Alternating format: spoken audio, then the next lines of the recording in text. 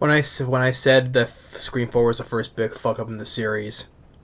Well, it is, but that started the whole next series of big fuck ups. I hate Scream 4. Sad to say that was the last film that Wes Craven did before he passed away.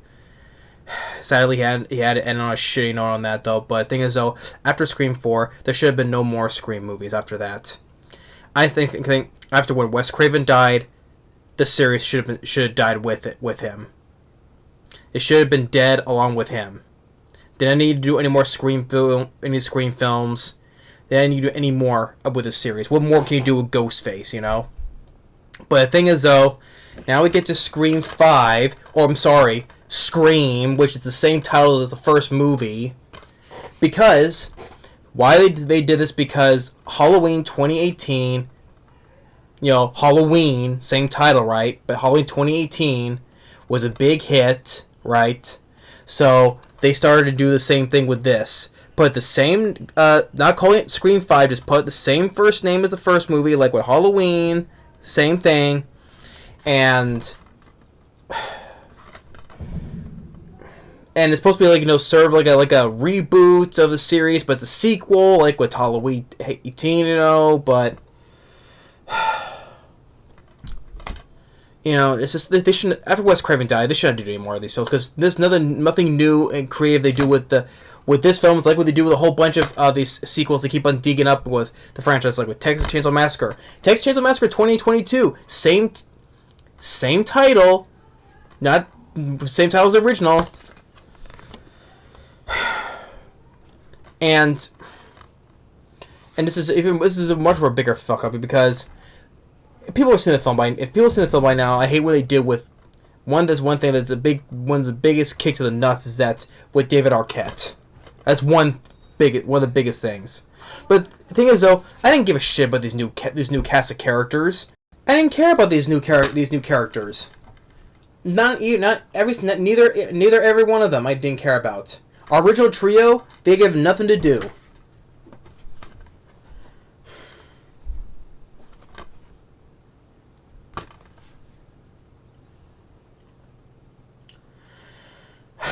Well, who are these characters? Yeah, Melissa Barbaria as Sam Carpenter. Your last name is Carpenter. You're referencing John Carpenter. Sorry, you don't get to mention John Carpenter in your shitty movie. And her sister Tara is played by Jenna Ortega, which to me she's a lot better when she played Wednesday from the TV show, from the Netflix show. I prefer her. I think she did a pretty decent job as Wednesday, given the whole. Wednesday, how she looks as Wednesday, the whole deadpan look, emotionless, and she was much better as Wednesday, plain Wednesday. So, to me, she sucked in this film, and both of the I didn't care about these two sisters in these 5 and 6. Who else? Mason Gooding, who was actually the son of Cuba Gooding Jr. Really enough, the sister played by, what was it?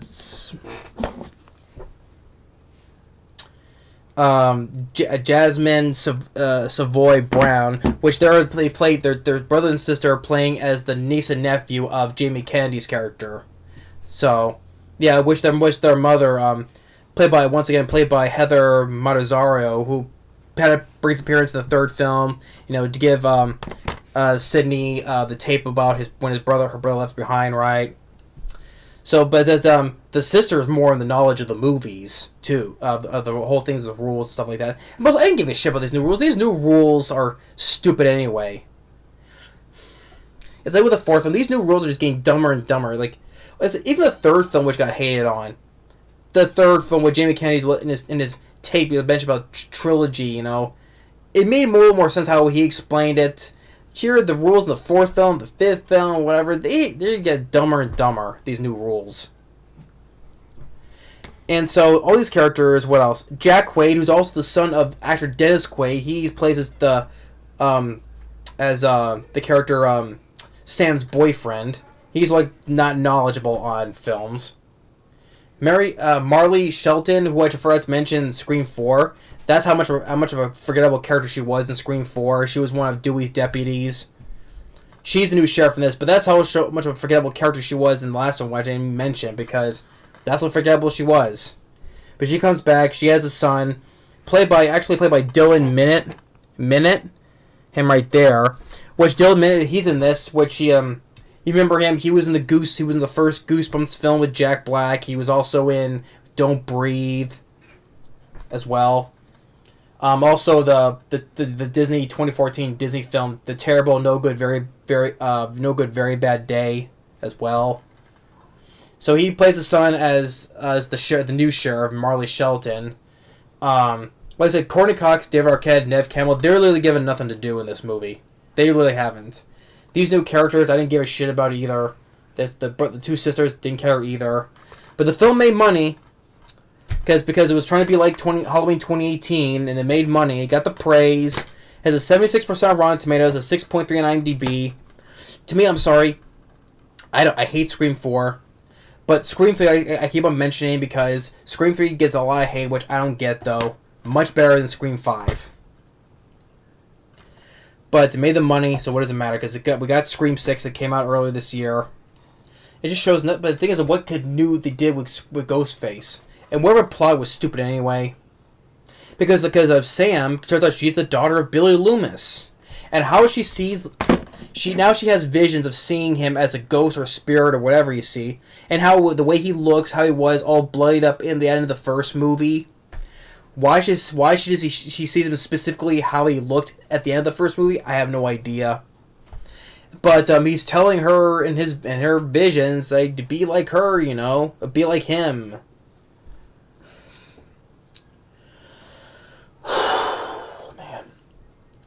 A lot of this is just frying my brain right now. Gotta take a breather. Calm down. I know it's a movie though, but still, it's like all the rest of these franchises. They should stop making sequels, and stuff. And what they did with I'll get to that though. But in the opening with Jenny Ortega, Tara, she gets attacked by Ghostface. She gets put in the hospital. Tara, her sister was living somewhere else. Not in Woodsboro, but she gets the call, brings her boyfriend, Jack Quaid, along with a ride, and there's a new Ghostface that's terrorizing, and they go to Dewey, David Arquette, which I hate what they did with his character. Because now he's living in a trailer, he's a loser, and he's divorced, because yes, in real life, as I mentioned before, in real life, David Arquette and Courtney Cox, in real life, they're separated. They're divorced in real life. So they have to play it like that, so I guess they couldn't be helped, though. But still, he's a loser now. He's not the sheriff anymore. And so... But they go to him for advice. He doesn't give him much, but he tells him about how some of the rules from the past. So they go out, and people are getting killed. And that guy at nighttime in this parking or an alleyway or whatever, one of the guy gets killed, and is actually Kyle Gallner, which you saw him. He was in the 2010 remake of A Nightmare on Elm Street. He was in Jennifer's Body in a little role, The Haunting in Connecticut. So, but probably known for starring in the remake of Nightmare on Elm Street. He gets stabbed by Ghostface, and then the sheriff. But the later Marley Shelton, she gets killed but not before her son Dylan Minnette, because it tries to play a lot, do a lot of fake outs, where he opens a cabinet, right, and you think the Ghostface is gonna be behind it. No, it's a fake out. Or he pops up. You think he's gonna pop another place. No, it's another fake out. Until when he reaches the door, then he gets stabbed, and then her mom gets stabbed out in broad daylight in the middle of the daytime in front of her house. And then we have the whole thing with the sister, the niece of Jamie Kennedy, and the sister of Mason Gooding. Everyone's there to explain these new rules, which I think are dumb as hell, because I guess she's the niece of Jamie Kennedy though, but she's at the same time she's the next wannabe Randy, right? Even though they're related though, but still she's like the next new Randy. I'm sorry. because they try to play it like the first one, because at like towards the end of the movie, the finale of the movie of this one, they try to play like how in the first one, how Randy was laying on the couch watching the TV, right? It's like, oh, he's watching Halloween, right? Oh, he's right behind you. He's right behind you. How Jamie Kennedy was, how he was on the couch with Ghostface standing right behind him, but he is not paying attention. Do the same thing here with the niece. Same thing with on the couch, not paying attention, watching a movie with Ghostface right behind him. Because the finale, because it takes place, because they go back to Stu's house. Matthew Lillard's character, because that was at his house at the end. So they had to go back to his house, because this new other girl, whatever her name was, who lived there, and kind of put it together because she one of the killers, because they invited her to her house, having a party there, just like how Matthew Lillard had a party at his house and he was one of the killers. I kind of put that together, so I was kind of guessing who was one of the killers, right? And so Sam goes to her sister in the hospital. Then you get attacked by Ghostface, and the whole stupid thing. Okay. Because we do get a reunion with Dewey, Gale, and Sydney, right? Because Sydney, by this time, she's living someplace outside of Woodsboro. She has kids of her own, but she gets called back to go. And so when they get to the whole thing, we get to the hospital. This was one of the biggest insults in the franchise. This is why they continue. This is why we don't need no more sequels, because if they continue to bring back old characters, eventually they get killed off, right? Because they want to continue milking franchises until, even for nostalgia or whatever, because that's one thing I'm tired of freaking nostalgia. David Arquette, because Ghostface is attacking them, he shoots the killer, but then he remembers because he shot him in the chest.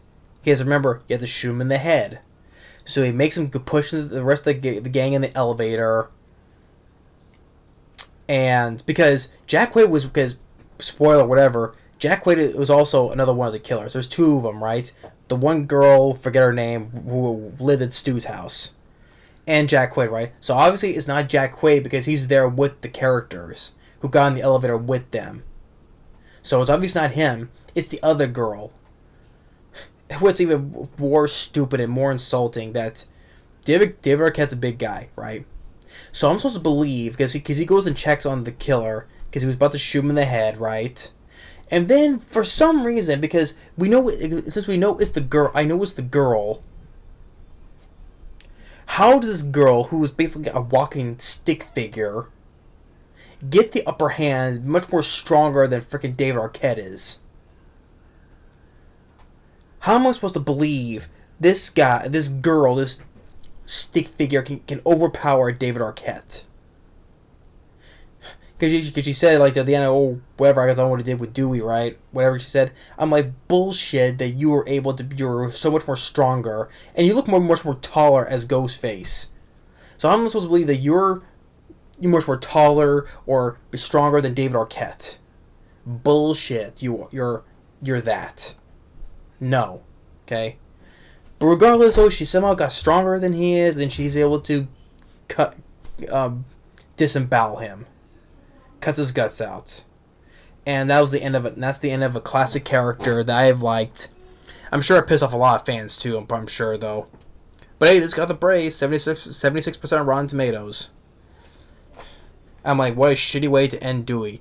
Dewey, he died being a loser, trying to redeem himself. Like, he did that already. Like, at the end of the third film, he shot the killer in the head. Not before, because he was shooting in the chest, because he was wearing a bulletproof vest, Sidney's brother. And Sidney was telling him, shoot him in the head. And he did. And Scream 3 ended happily for them. But no. Because he remembered, oh yeah, shoot him in the head, not in the chest.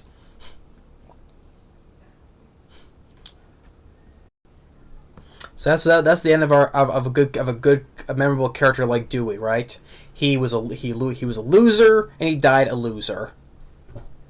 And somehow, because somehow of a walking stick figure was able to be stronger than him. And I was like, at the moment, I was like,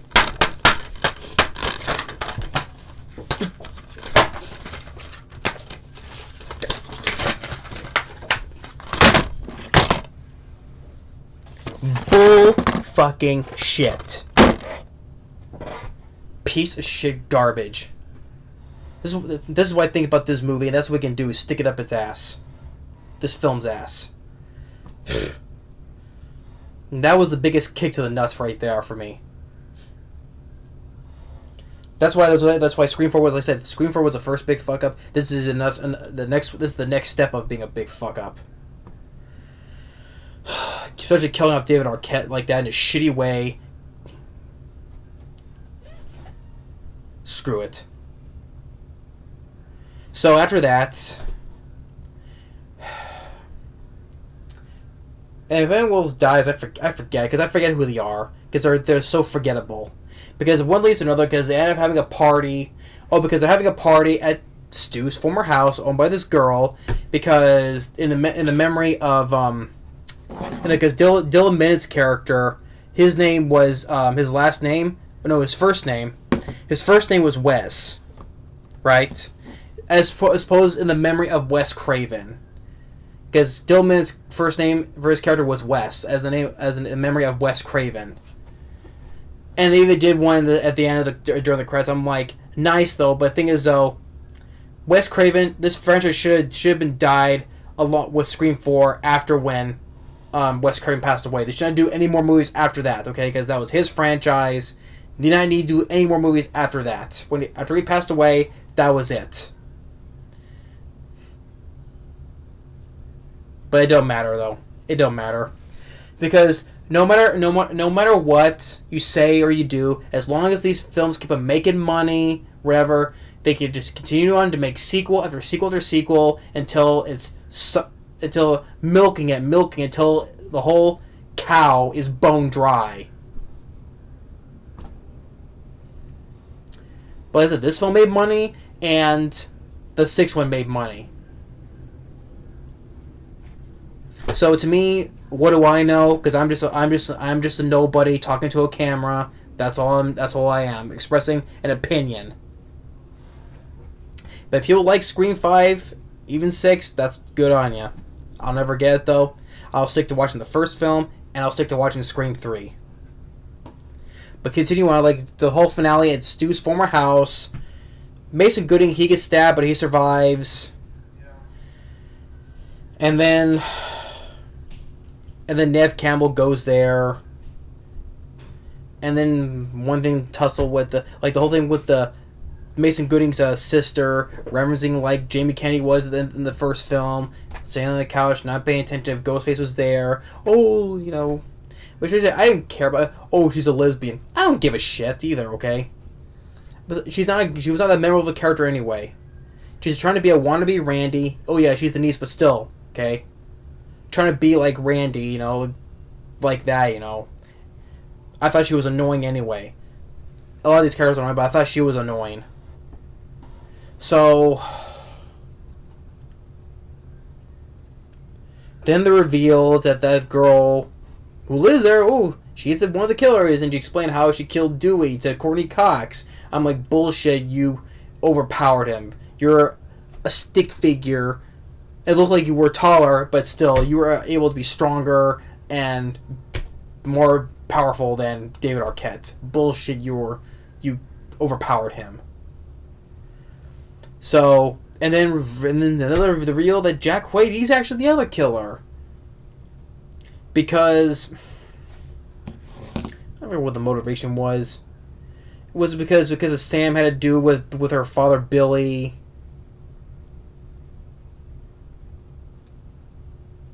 Oh no, because they could know. Because what they said, because they wanted to embark on a new killing spree to bring the original cast back and provide new and improved source materials for a future Stab film, and to frame Sam to be the killer. Stupid, you know. Yeah, wherever that plot, their whole plan is stupid. I mean, Scream 3 had a much better plot than that because it was actually Sydney's long lost brother, and the whole thing with the memories with their mother. You know, that made a lot more sense than this because he did it for revenge. You know, that made a lot more sense to me. But Sydney gets she gets cut, and then Jack Quaid he gets stabbed a whole bunch of times because Sam sees her father telling him to do it, you know, stab him because to be like him. But she does. She stabs him multiple times, but still able to survive it.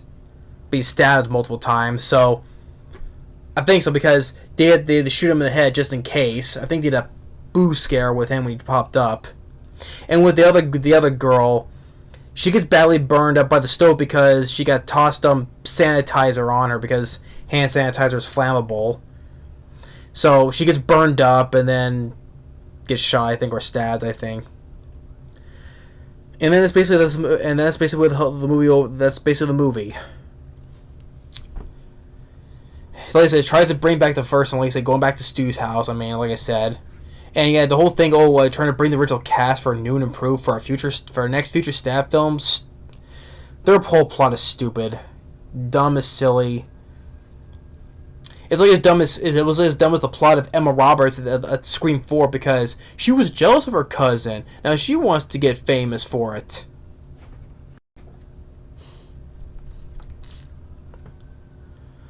So yeah, that was his whole completely their whole motivation was completely stupid. Like I said, all these characters I do not care about at all. Like I said, our original trio, Courtney Cox, Neve Campbell, they literally have given nothing to do. David Arquette, he was given nothing to do. Thing is though, he died in a shitty way. He died a loser. That's what he was. He was a loser, divorced and all that, living in his little trailer house. He died in a very shitty way and bullshit that he was able to get overpowered by a girl that was like weighed about 100 pounds or a little than 50 pounds or whatever. It was so stupid, and that was just another one of the biggest kicks in the nuts for that. What a shitty way for Dewey to go out. He died a loser.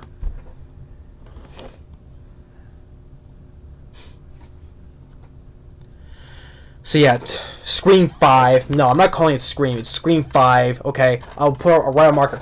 What is it? Yeah, Scream. No, I went the other way. There. Scream 5. Overrated piece of shit. That's what it is. I hate Scream 5 and Scream 6. I don't like even more. Yeah, but those Scream 5 and 6, they get the praise. But I don't. Even Scream 4 got a little praise too, which I don't get either.